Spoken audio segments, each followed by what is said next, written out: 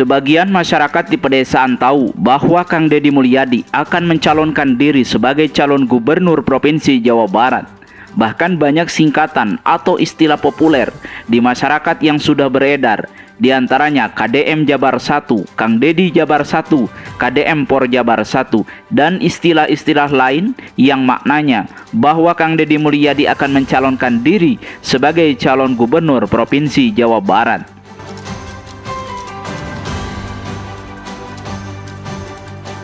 Bahkan dari rekaman percakapan media sosial, baik di Facebook, Instagram, YouTube, atau TikTok, didapati soal dukungan warga dunia maya tentang kabar Kang Deddy Mulyadi akan manggung di Provinsi Jawa Barat.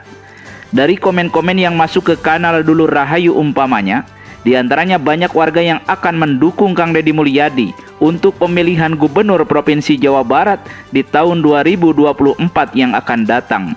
Sekalipun dalam komentarnya kadang dibubuhi tambahan bahwa untuk Pilpres 2024 yang akan datang, mereka meminta maaf tidak sama dengan dukungan Kang Deddy Mulyadi.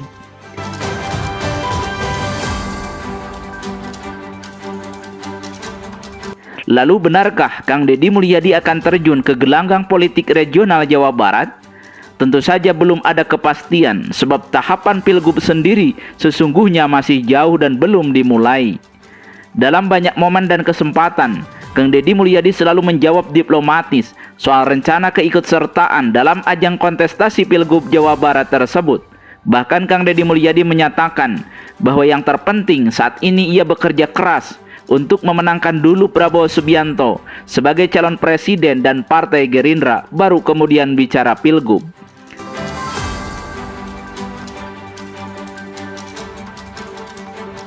Oleh karena itulah, dan ini juga tidak diketahui oleh sebagian masyarakat bawah, bahwa Kang Deddy Mulyadi saat ini ikut serta dalam kontestasi pemilihan legislatif 2024 yang deadline hari pencoblosannya secara serentak dilaksanakan pada tanggal 14 Februari tahun 2024 yang akan datang, berbarengan dengan pencoblosan Presiden dan DPD.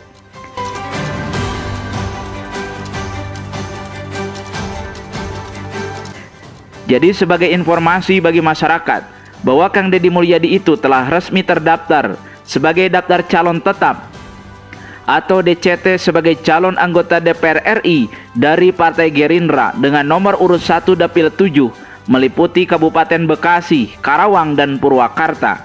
Kang Deddy Mulyadi adalah satu dari 9.917 caleg DPR RI yang telah ditetapkan KPU RI pada tanggal 4 November kemarin.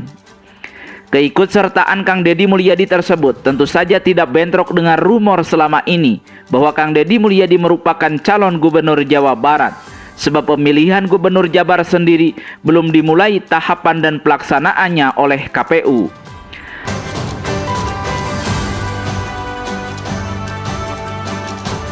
Lalu mengapa Kang Deddy Mulyadi sendiri ikut serta sebagai calon anggota DPR RI? Bukankah Kang Deddy Mulyadi adalah calon gubernur Provinsi Jawa Barat? Tentu saja keikutsertaan Kang Deddy Mulyadi dalam pemilu legislatif ini untuk menambah suara Partai Gerindra. Kalau Gerindra memperoleh suara yang banyak sesuai dengan persyaratan mencalonkan gubernur, maka hal ini mempermudah saat nanti pendaftaran di kontestasi Pilgub Jabar.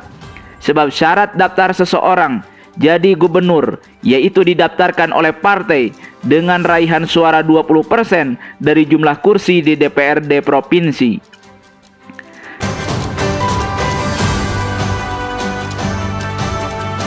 Dengan demikian, Kang Deddy Mulyadi saat ini gerilya terlebih dahulu dalam pemilu legislatif dan pemenangan Presiden Prabowo Subianto, sebelum Kang Deddy Mulyadi sendiri ikut serta dalam kontestasi Pilgub Jabar yang akan dilaksanakan di akhir tahun 2024 mendatang. Lalu kalau bicara kekuasaan, sesungguhnya apa sih pentingnya kekuasaan bagi Kang Deddy Mulyadi? Dan apa perbedaan antara legislatif dan eksekutif?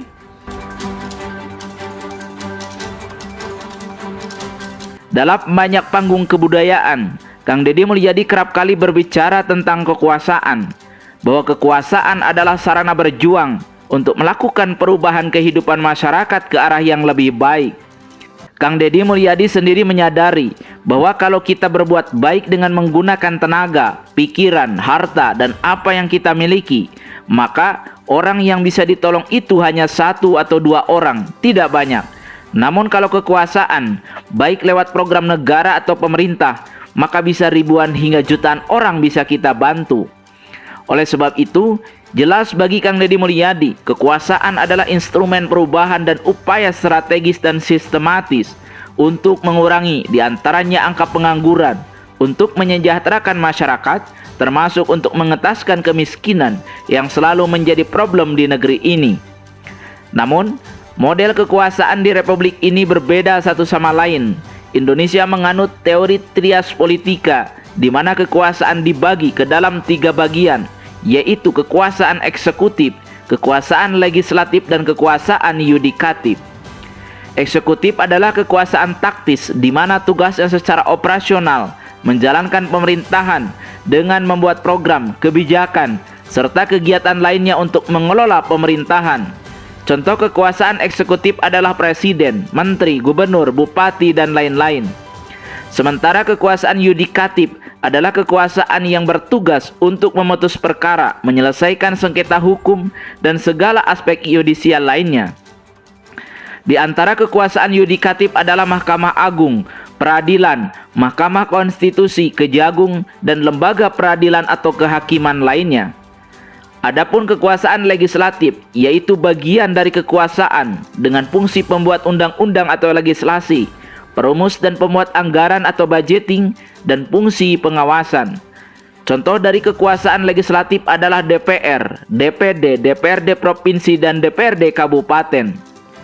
Dari ketiga kekuasaan di atas, Kang Deddy Mulyadi sendiri pernah menjabat sebagai eksekutif dan legislatif. Kang Deddy Mulyadi pernah jadi anggota DPRD Kabupaten Purwakarta dan pernah jadi anggota DPR RI.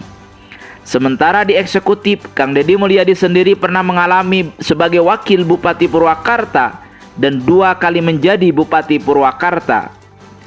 Dalam satu percakapan, Kang Deddy Mulyadi tidak mengunggulkan satu kekuasaan atas kekuasaan lainnya. Namun ia jujur bahwa eksekutif memiliki langkah taktis dan operasional untuk mengatasi suatu masalah. Seumpama ada daerah yang kelaparan, legislatif tidak bisa berbuat apapun kecuali sekedar usulan kepada bupati atau gubernur untuk mengatasi kelaparan rakyat tersebut. Adapun kekuasaan eksekutif, jika mendapati warganya yang sakit, lapar, atau tidak memiliki pekerjaan, maka sebagai bupati, gubernur, atau presiden, ia bisa langsung memutuskan soal rencana tindakan taktis untuk mengatasi problem tersebut. Sehingga menurut Kang Deddy Mulyadi, kesempatan berbuat dengan menjadi eksekutif lebih taktis dan cepat dibanding menjadi legislatif. Sebab program, kebijakan, atau upaya kita bisa langsung dieksekusi tanpa harus membuat memo atau rekomendasi kepada lembaga lain. Itulah makna kekuasaan dan perbedaan peran dalam kekuasaan di Indonesia yang disadari betul oleh Kang Deddy Mulyadi.